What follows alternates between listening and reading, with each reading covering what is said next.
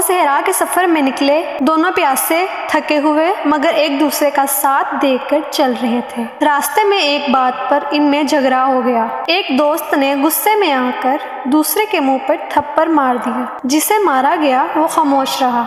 उसने रेत पर लिख दिया, आज मेरे दोस्त ने मुझे थप्पड़ मारा। फिर वो दोनों आगे बढ़े। कुछ देर बाद इन्हें एक नखलस्तान मिला जहाँ पानी था। उन्होंने पानी पिया, नहाए, मगर जिसे थप्पड़ मारा गया वो पानी में डूबने लगा। दूसरे दोस्त ने फौरन छलांग लगाई और उसे बचा लिया। जब वो संभल गया तो उसने एक पत्थर पर लिखा, आज मेरे दोस्त ने मेरी जान बचाई। दूसरे ने हैरान होकर पूछा, पहले जब मैंने तुम्हें मारा तो तुमने रेत पर लिखा, और अब जब मैंने तुम्हें बचाया तो पत्थर पर क्यों लिखा? वो मुस्कुरा कर बोला, जब कोई हमें दुख दे तो उसे रेत पर लिख देना चाहिए ताकि हवा मिटा दे, मगर जब कोई अच्छा करे तो उसे पत्थर पर लिखना चाहिए ताकि वक्त भी उसे ना मिटा सके।